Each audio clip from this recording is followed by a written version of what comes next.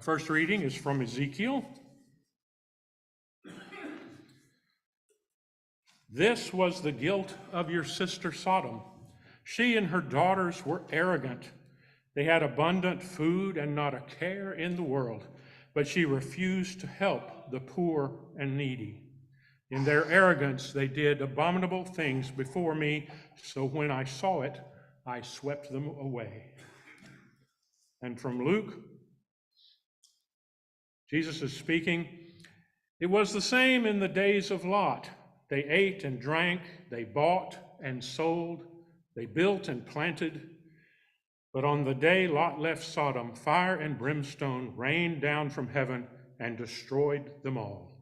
It will be like that on the day the promised one is revealed. And from the wisdom of Solomon,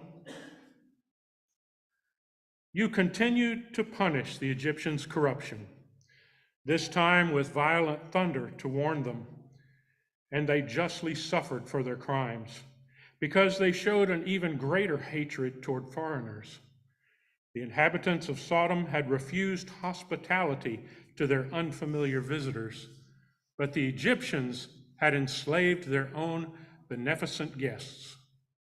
And what a punishment Sodom received after giving strangers such a hostile welcome. But the Egyptians welcomed your people with great feasts and gave them equal rights among their people, then changed their minds and enslaved them. So you struck them with blindness, just as you did to the citizens of Sodom. Night encircled them completely, and they had to grope through the darkness just to find their own doorway. Ancient words from our tradition for our present day understanding.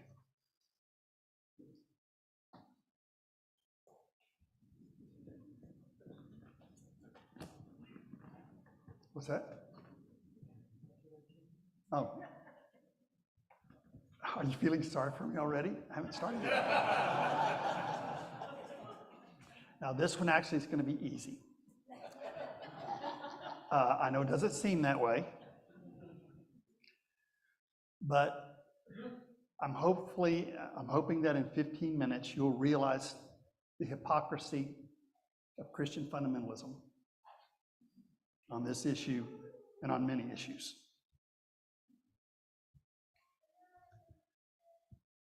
When I was recently graduated from seminary, oh, this is kind of a hostile crowd already. Just like Sodom and Gomorrah, all of you. That's good. You're feisty. That's good. I thought I wasn't political. And when I preached, I didn't bring up political issues. Now, what I didn't know at the time was I was being very political, but what I was doing was defending the status quo. I was unconscious of the fact that I was taking up my white, male, Christian, educated privilege and seeing that somehow the morality that makes a nation great. I didn't realize that what I was really seeing was the sin that destroys a nation. That's what the stories of Sodom and Gomorrah were trying to teach the people. In the ancient world of Greece, they had a word that we translate as idiot. And it didn't mean dumb. The word comes from the term for oneself.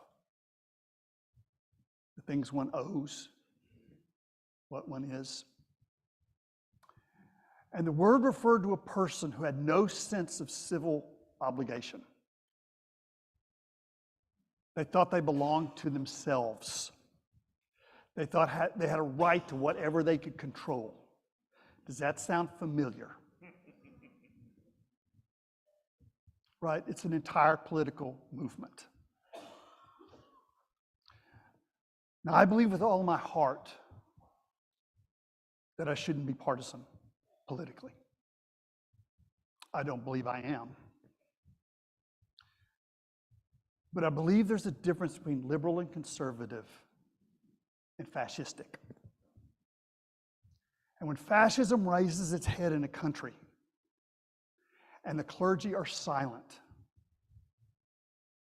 when people lose the right to vote, when there's gerrymandering, when maps are drawn up to keep certain people from having equal say, when it's not one person, one vote, but $1, one vote. See, yes, it's political, but political is how we share power or how we don't share power. The problem is partisanship. And there's nothing partisan about stopping a bully from abusing somebody. It doesn't mean you don't love them. It doesn't mean you don't want the same things for them that they're depriving other people of. It simply means that you will not be a part of somebody else's abuse. There are many ways in which the fundamentalist church, white evangelical church, has been the worst enemy of targeted people. We're going to look at a story that's been used against a whole lot of people. Very ironically. Very, very pathetically ironically.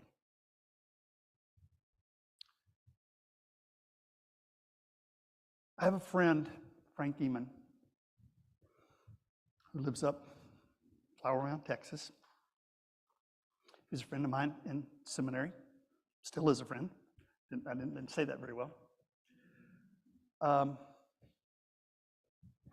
he got to a church and there was grumbling about all kinds of people. And he kept getting in trouble for being, advocating for certain people, treating them like he treated everybody else. And he finally invited somebody into his office. And he said, I just need to know, who do I have to hate to be your friend? So today we're going to ask the question, who do you have to hate to be a fundamentalist Christian? Who do you have to hate to be a good patriot? Who do you have to hate to be a good Republican? And again, this is not a condemnation of somebody who's conservative. Absolutely nothing wrong with that. But when you think you're better than other people, when you think you have a right to control their options in life, that's not conservative. It's the worst F word of them all, fascistic. Now, in the ancient world, they had a thing called the hospitality codes. Not good, that's not a good start. I blanked out. And you still see this around the world. And it amazes you when you go there and people care about you even if you don't have money. Right? You get food, you get clothing, you get all of these things, even if you're not a muckety-muck. Even if they don't like you. There are cultures that say dignity is something we owe every other human being. There are languages that when they say like the Mr. Ms., it's the word for teacher because they believe everybody can teach them something. Can you imagine what it would feel like to live in a country where not everything was for sale? Can you imagine that? And yet the fundamentalist church praises capitalism as though Jesus didn't preach about it almost every sermon. They blame our problems on undocumented people as though the theme of kindness to strangers, immigrants, foreigners was not a central theme and in fact a condition of the covenant of Israel. You had been abused, If you won't abuse anyone else, we'll be in a relationship.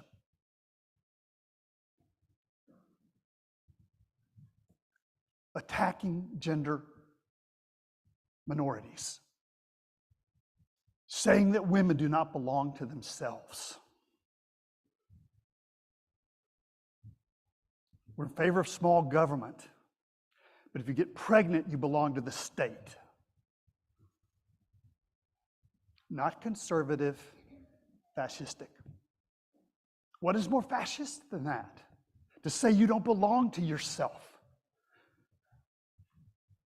So we're going to look at these 3 verses that you just heard. And maybe for the first time, for some of you, we're going to look at it honestly. And we're not going to tell the lies that have become much of traditional Christianity. Let's go ahead and start with the LGBTQ thing. For some of you, this is very personal. I'm going to read Ezekiel. Ezekiel and Isaiah both talked about Sodom and Gomorrah. And they explained what the sin was.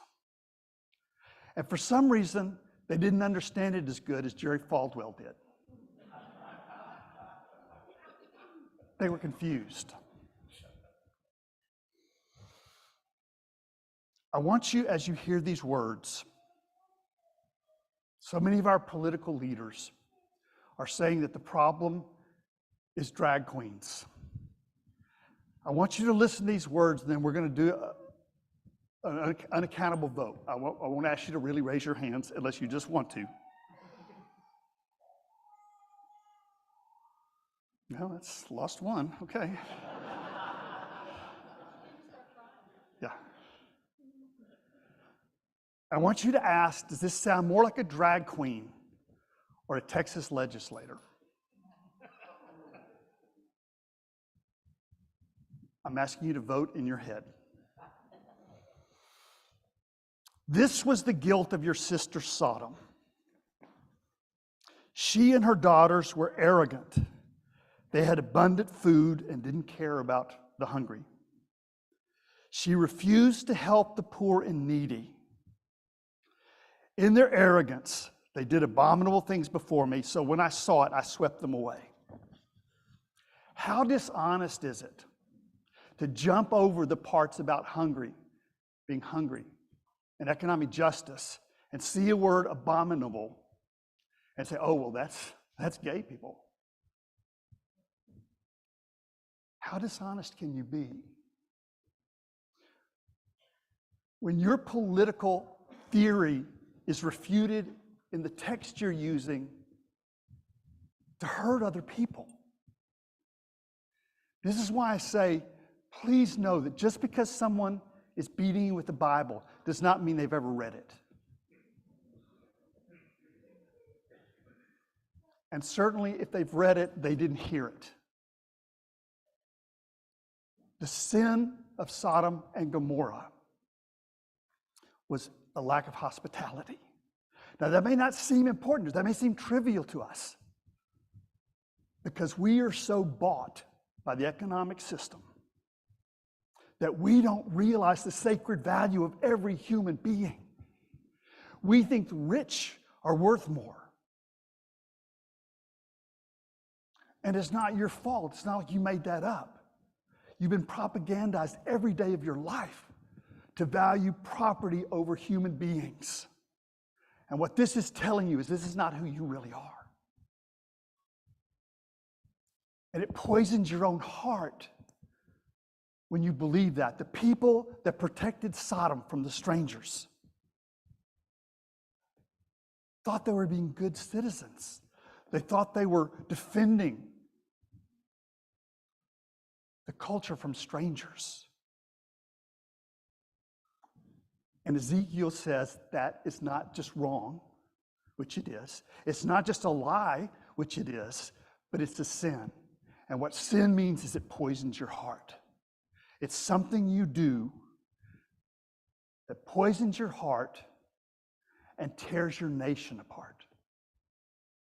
And if you have any question about that, look at our nation. and what these poisonous lies have done to our civil life. They are like an acid that is destroying everything. Hospitality is not a trivial thing. It's not like having cupcakes after church. And I'm not putting cupcakes down.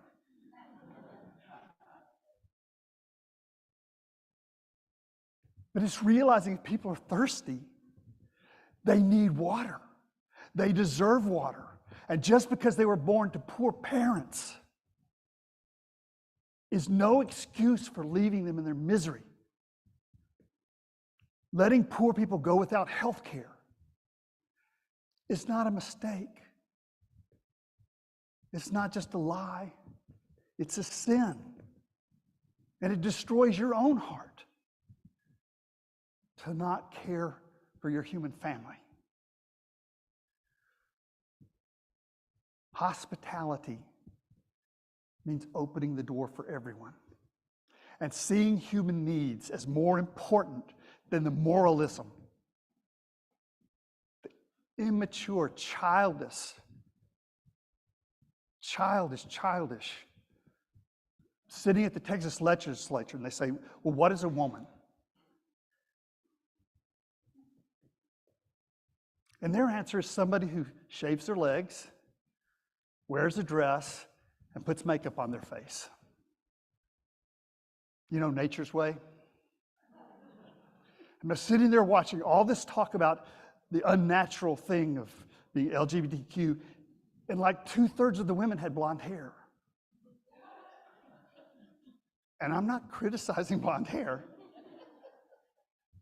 but just saying, nature means accepting people as they are. Not asking them to pretend to have feminine qualities because that's what you want, or masculine qualities. Hospitality would rather be excluded for who it includes than included for who it excludes. So the first scripture we're looking at is Ezekiel, and it's saying the persecution of LGBTQ people by the conservative Christian church and by the Republican Party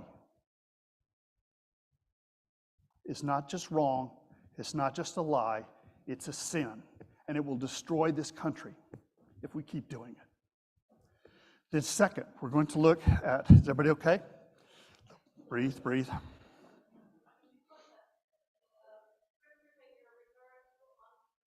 I can't. I don't know if they can. Now we're going to look at the Luke passage. Are y'all? Okay, so that was Ezekiel. I wasn't lying. It's right there. Could you lift up the Luke? Now, many of our leaders say that the problem is liberals and socialists that are destroying this country. Let's look at Luke when they talk about what destroyed Sodom and Gomorrah. When it talks about Lot, that's the brother who, when they fled the disaster, and the wife looked back and, pillar of salt. Again, it's a teaching story, it's a parable. Jesus says it was the same in the time of Lot. They ate, drank, bought and sold, built and planted. But on the day Lot left Sodom, fire and brimstone rained down from heaven and destroyed them all. It will be like that on the day the promised one is revealed. That's not a great translation. The concept that's being translated is the Son of Man, or the human one, representing just naked humanity, the worth of being of a human simply because they're human. Now, nothing in here is bad. I've been doing a lot of eating since COVID. I can't condemn somebody else for overeating. But look at what this says. When disaster struck, and their life consisted of eating and drinking and doing business, they weren't able to save themselves from the disaster. Because in the Sophia passages, wisdom is trying to lead us through the storms of life. Have you ever heard anybody say that government should be run like a business?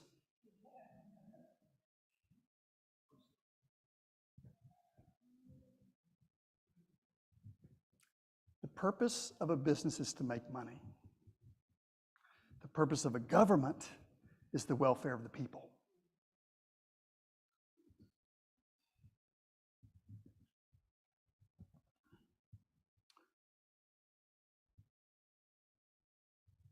The people that killed Jesus were protecting the status quo. Right? A radical socialist message. Share. If you got 2 coats, give. This isn't for individuals alone. This is for cultures. You build your culture on hospitality, that people are more important than things. And we're not innocent when we let the poor languish. When people drink poisonous water so businesses can make more money, that not only poisons them, that poisons the entire national spirit. When we let people die of preventable diseases, at some level we know that's murder. It's murder. If you could save somebody's life and you don't, did you read that America's going to have its first trillionaire, it looks like? See, that's not success, that's not entrepreneurial, that's the collapse of capitalism. And what the collapse will look like is austerity politics for you and tax breaks for the billionaires. You're on that roller coaster, and if you don't get off it now, it's going to go to a really, really bad place. They're warning us about this thousands and thousands of years ago. This is not new stuff. When people get lost in day-to-day living and just getting by, and they don't care about each other, something poisonous happens. Joanne Chittister is a great theologian, although a heretical one, which is good. You want that in. She says, hospitality means that we take people into the spaces that is our lives, in our minds and our hearts, in our work and our efforts. Hospitality is the way we come out of ourselves. It is the first step toward dismantling the barriers of the world. Hospitality is the way we turn a prejudiced world around, one heart at a time. See, but it starts in the heart. Opening our hearts for people who are different. Whether they be different in terms of gender or class, it doesn't matter. So the third scripture we're going to be looking at today is from the Wisdom of Solomon, which again, it's in the Catholic canon of the Bible. It's not in the Protestant because it was in Greek. And it was international, it was universalistic in a lot of ways, and it was reasonable. It didn't ask you to believe, it asked you to think. I think we need to get back to that. But do we have that there? Yeah. You continue to punish the Egyptians for their corruption. It says, this time with violent thunder, which I love that because what conservatives say or what fundamentalists say is hurricanes come because of, and this is like the shoes exactly on the other foot. You remember the Egyptians, the Jewish people went there and they were enslaved, and it says they justly suffered for their crimes because they showed an even greater hatred towards foreigners. That's what the Bible says. When you look at Sodom and Gomorrah, it's saying it was hatred of foreigners. To say it's because there was a homosexual rape is to say if it had been a heterosexual rape, it wouldn't have mattered. Right? If you just raped a woman, No harm, no foul, right? The crime is violence, domination, and how that gets expressed isn't as important to what makes it a sin. So they showed hatred towards foreigners. Isn't it amazing? I mean, this is putting down Sodom and Gomorrah for mistreating foreigners, putting down the Egyptians for putting down foreigners. But nobody in the history of the world, I don't think, has ever done what we've done, which is to come in and steal a land and accuse the inhabitants of being aliens. How psychotic is that? To call them aliens is so strange. So the citizens of Sodom refused hospitality to unfamiliar visitors, but the Egyptians had enslaved their own beneficent guests. What a punishment they received. Goes on, but the Egyptians welcomed your people with great feasts. This is the Jewish people. Gave them equal rights among their people, and then changed their mind and enslaved them. When people work their whole lives and they're still poor at the end of it, there's only a technical difference between slavery. If you work all week and you're poor at the end of the week, it's still slavery, even if you're having to rent yourself instead of sell yourself. The system is sin, and it's destroying this country. The churches that preach this lie are tearing themselves apart. The image that's used of eyes becoming dark, unable to see. What a great description of a heart without love. Heraclitus said that even the eyes are poor witnesses to a barbarian heart. When you do not recognize your human family, you are worse than being unable to see. Somebody who can't see with their eyes but can see with their heart is just fine. But if you have 20/20 vision up here and you don't know that your neighbor is worth more than your stuff, that's hurting you and poisoning you in ways that you can't even imagine. Jonas Salk was a very remarkable soul. He invented the vaccine for polio. He waived the patent because that's what a human being does. Can you imagine somebody doing that today? You think of the billions that were made on COVID, on every disaster that comes along. Jonas Salk said that it would be criminal to do that. Would you rather live in his heart or in the heart of Big Pharma? He said that our most important responsibility is to be good ancestors. Think about your life in those terms. That what you do every day the rest of your life is going to help determine the future for somebody down the road. Getting depressed about the situation right now does not seem as helpful as realizing the gift you have to give the future and giving it.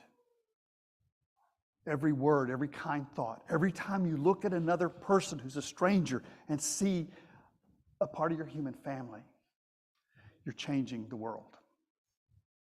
When I graduated from seminary, I thought I was not political, but I was political as hell. I was just defending the status quo and all the privileges that I got that came from that. I'm so grateful to the people that woke me up. You also are doing a favor when you speak prophetically, when you speak the truth, and you refuse to repeat the lie. I guess I just put that in the plural, the lies. So in these stories, what we've seen is when people say that the problem with the United States is the LGBTQ, the drag queens, look back and see, is that what it says? No. The sin is when you don't make room for people, whoever they are. When you let morals override hospitality. And second, when you think you're innocent because you're working in an economic system that leaves people poor and hopeless, to realize that you could also be a revolutionary, to live your life calling, singing for economic justice, economic democracy. Someday it will happen. What we're seeing is the death throes of capitalism. And don't ever forget that. This is not a losable battle. We just need not to quit. It may take a generation. Who knows how long it's going to take? But the people doing this cannot win because of the demographics. There are only so many men, only so many white men, only so many Christian men, that we can't govern the world forever. Thank God. There's a new day being born. And that's the final thing. When you look at this country, and all you can see are the borders and the boundaries and the flags, to find a love that goes beyond that. Because it's no virtue to be a good citizen to your country and be a tyrant to everyone else. To say it's okay for people from the United States to kill people from Iraq for no reason. In principle says it's okay when they do that back. Right? Ethics works both ways. So if you don't believe it's okay for somebody from another country to come in here and shoot you, then you need to cry from the rooftops when our nation does it. The question we have to ask is very similar to the question my friend Frank Eman would ask. But instead of saying, who do I have to hate to be on your team? For us to ask, who would I have to love? Who would I have to love to follow in the steps of Jesus? Spoiler alert, the answer is everyone. Thank you very much for your kind attention. Those are my thoughts on the text. We'll give you a minute now for you to think of how you would have preached it.